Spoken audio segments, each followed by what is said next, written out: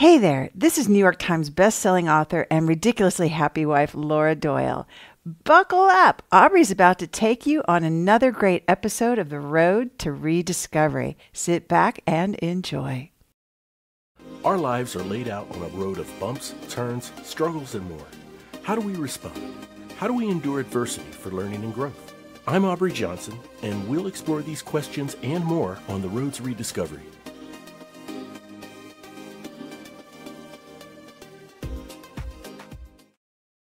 Hello, everyone, and welcome to a special solo episode of The Road to Rediscovery. I'm your host, Aubrey Johnson. The Road to Rediscovery is about reflecting on life lessons to learn and grow from them, and of course, pay it forward to uplift others who are struggling through dark times. Now, as you know, you can get The Road to Rediscovery anywhere you listen to your podcasts. If you happen to listen on Apple Podcasts, we invite you to leave a rate and review. And how many of you know that The Road to Rediscovery has a YouTube channel? That's right. Just search on Road to Rediscovery on YouTube, subscribe, like the videos. Let's get that algorithm going so that we can increase the views, increase viewership and visibility throughout the YouTube platform. And as always, you can give us your feedback or any questions you have by shooting us an email at roadtorediscoverypodcast@gmail.com. That's roadtorediscoverypodcast@gmail.com. We may even read your question or thought in a future episode and give you a shout out. Do you remember the first time you heard the term self-help? What was your first experience when hearing that term? Were you at a conference? Maybe you were at work, or perhaps reading a book on the topic? I'm sure everyone's experience with encountering the term is different. Self-help. In my early experience, I remember a friend inviting me to a conference. I didn't get much of an explanation on what the conference was about. He just told me that it was, quote, self-help and groundbreaking. So I went ahead to see what it was all about.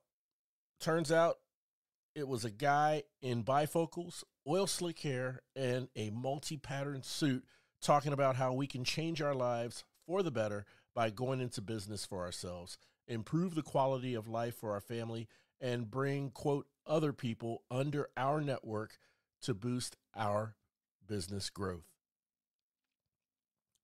Yep, you guessed it.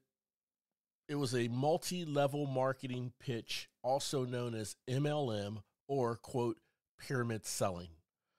I was instantly turned off, and whether right or wrong, the term self-help put a bitter taste in my mouth from that time on. Now let's fast forward about 10 to 15 years later to the mid to late 90s. I was in a bookstore in Philadelphia and walked into the self-help section of the store. I then came across a book called Peace is Every Step by Thich Nhat Hanh. I read a few pages and then I ended up buying the book.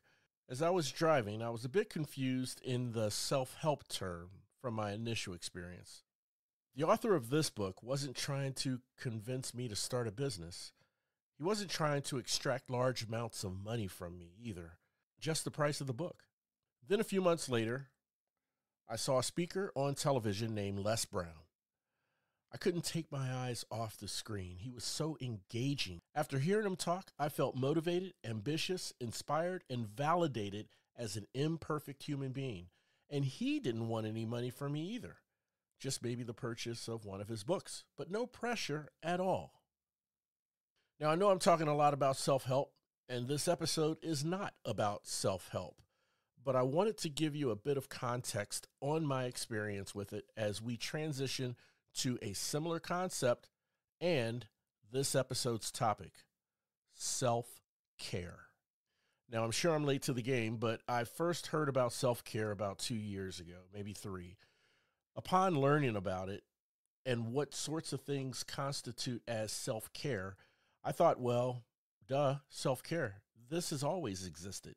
Self-care is defined by the National Institute of Mental Health as taking the time to do things that help you live well and improve both your physical health and mental health. A few examples it provided were things like getting regular exercise, eat healthy regular meals, and stay hydrated.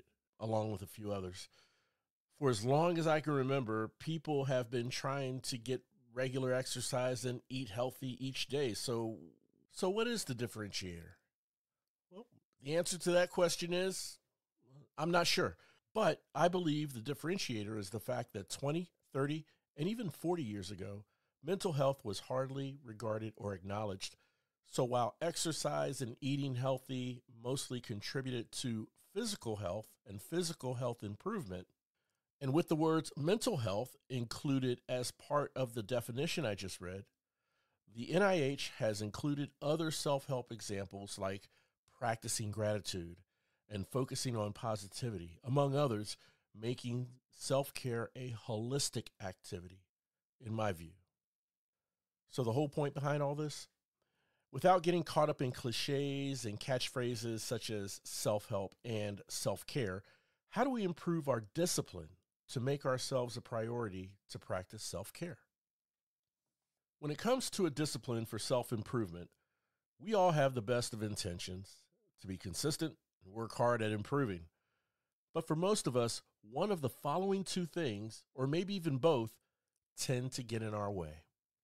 Either one, situations, events, and circumstances that appear more fun to us, like meeting friends for drinks, going shopping, or maybe just staying in bed and scrolling through social media on your phone. And two, putting the needs of others before our own. I can only speak for myself when I say that both of these have gotten in my way of being consistent with my self-care and improvement. How about you? Tell us about it at roadtorediscoverypodcast@gmail.com. I'm sure most of you can relate. Additionally, both of these can cause us to misprioritize putting ourselves first. And you want to hear something ironic? While rest and sleeping in may be considered being lazy and complacent, depending on the circumstances, rest can actually be a form of recharging yourself, which is a form of self-care. This reminds me of a post I saw online earlier yesterday that said, quote, "What hustle culture doesn't understand is that resting is not taking your foot off the gas, it's putting fuel in the tank." I like that, fuel in the tank. Now, admittedly, I have my own struggles with prioritizing my self-care. I'll be 56 next month in May, and some days I wake up with soreness in places that came out of nowhere.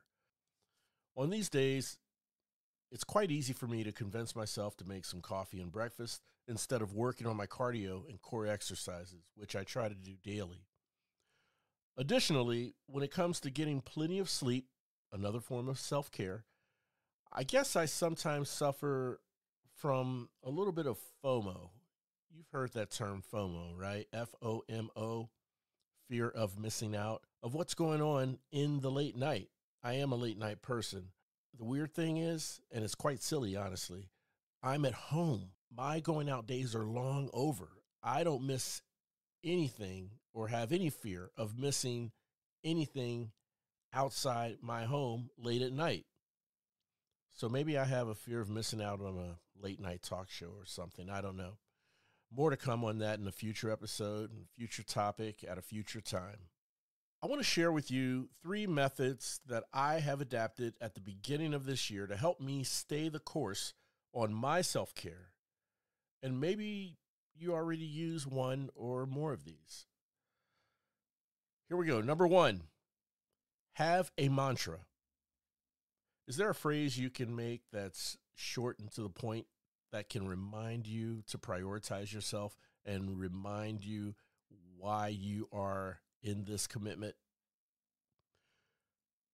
Mine is quite simple, and it may not make sense to others, but it does to me. My mantra is, Aubrey, you've got to give a damn. It just works for me because I never want to feel as if I don't care for myself. Give a damn about your appearance. Give a damn about eating right. Give a damn about getting the sleep you need. You have to give a damn. If you don't give a damn, then it almost sounds as if you're letting yourself go. And that's the dialogue in my head when I hear that mantra. And whether it's right or wrong, it does kind of light a fire under me to get back in these good habits and not just open that bag of chips while sitting on the couch. Number 2, think ahead. I know. We always talk about being mindful and present in all we're doing and who we're with. And that still stands. That doesn't change. But if you are agonizing over getting up for that 3-mile jog or starting that 20-minute meditation, just give yourself a moment to think about how better you will feel after that jog or after that meditation. You'll have clearer thinking and a clearer conscience, knowing you followed through on your commitment. And number 3, some is better than none. Don't forego something just because it isn't going according to your plan. For example, you planned on waking up at 6:30 a.m. to do 30 minutes of yoga starting at 7 o'clock. You oversleep and wake up at 7 instead. Instead, you oversleep and wake up at 7, and your schedule for the day is pretty tight. So instead of giving up on yoga for the day just because you woke up late, do some yoga from 7:15 to 7:30. 15 minutes of yoga is better than no yoga at all. So let's do a quick recap on those 3 methods. Number 1, have a mantra. Number 2, think ahead. And number 3, some is better than none. Those are my 3 fairly new methods for sustaining my self-care. Like I said, I adapted these for the start of the year. And I want to mind you, this is a new approach for me. Okay, so I will have to let you know how it's going some months down the line. So what are your methods for sticking to your self-care priorities? Let me know at roadtorediscoverypodcast@gmail.com, and I'll share it on a future episode. I want to thank you all so much for tuning in and listening. And as always, we want all our listeners to know that when dealing with life struggles, you're never alone and there's always hope. Please share this show with someone you know who needs inspiration and support. We're all on this journey of life, and it sure feels good having you on the road with me. Thanks again for listening. We'll chat again soon. We really hope you enjoyed this episode of The Road to Rediscovery. We'd love to hear from you. Shoot us an email at roadtorediscoverypodcast@gmail.com and leave us any questions or comments you may have. The Road to Rediscovery is an AJ Shark production.